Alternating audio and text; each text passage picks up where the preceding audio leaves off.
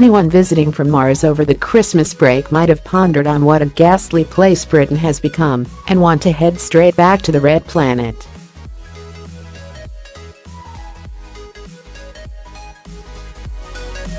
The headlines have screamed of homelessness, people sleeping on the streets, the mendacity of blue passports, and how NHS waiting rooms are crammed with lower-income Britons.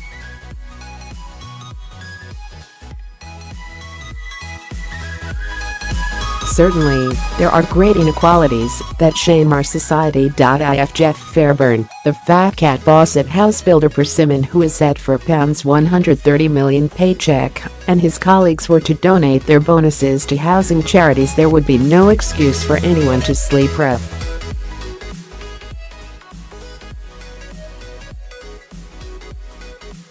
Similarly, it is deeply disturbing that it is the poorest in our society who, in an age of extraordinary low interest rates, end up paying usurious borrowing costs.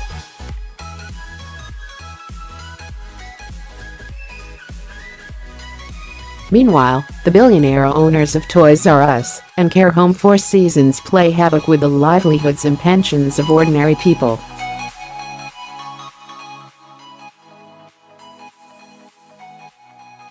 These extremes of capitalism besmirch its reputation. But we shouldn't forget free markets also have delivered enormous prosperity.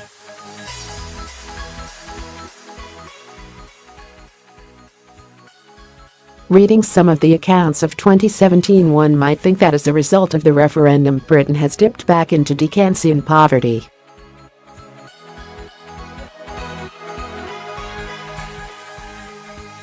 Indeed, as someone who has been an economic writer since the mid-1970s, I have never felt so disenchanted with the way in which data is often misinterpreted to fit a political agenda.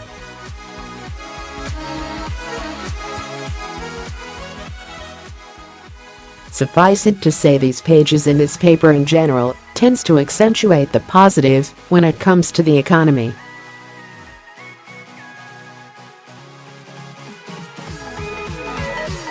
It isn't that difficult. Take the labor market figures for instance. 84.3% of the workforce. The unemployment rate in Britain is at its lowest level since 1975.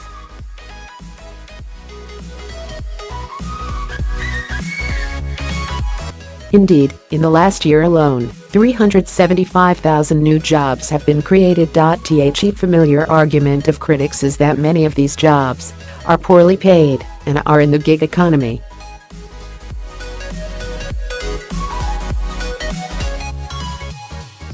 Drill down into the data and you find that as the labor market has tightened, people in part-time work or on zero-hour contracts have moved across into full-time jobs.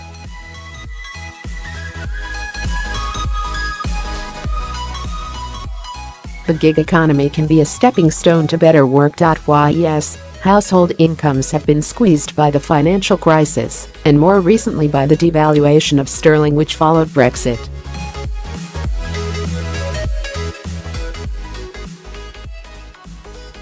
But the big squeeze is not as ghastly as one might imagine from the reporting. In cash terms, earnings rose at 2.5% year-on-year according to the Office for National Statistics.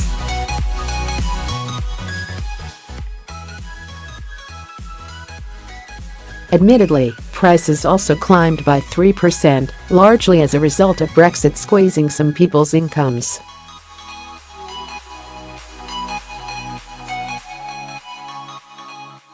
But the distribution of impact is far from equal. Home buyers, for instance, have received a huge benefit from low interest rates.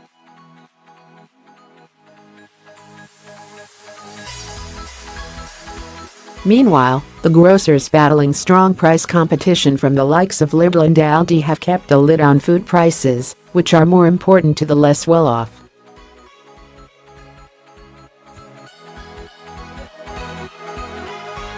It is the buyers of electronic luxuries and drivers of oversized polluting cars who likely are the hardest hit.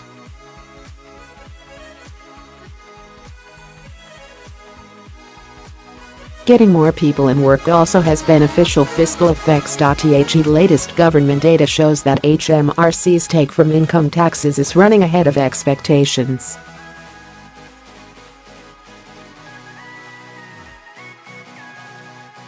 This should not be a big surprise. The more people in work, the greater the income that is generated, and the richer the exchequer becomes.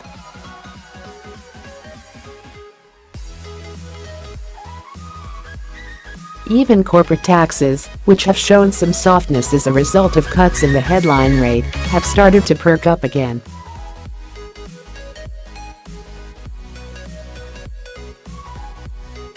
This means that the country will borrow less this year than forecast. Many of the glass-half-full developments are unreported or underreported because of a determination by some to prove Brexit a disaster.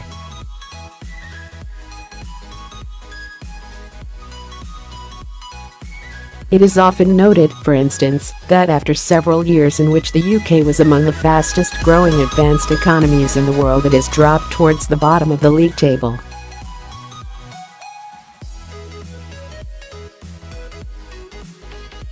That ignores the fact that while much of the Eurozone struggled from 2010, UK output and jobs expanded, and no one has managed to override the economic cycle.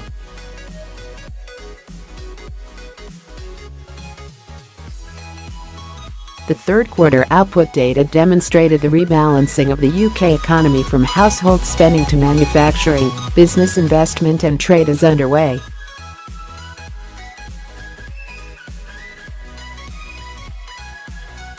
Didn't see many headlines or columns about that. But why should anyone allow the facts to get in the way of a narrative of nasties?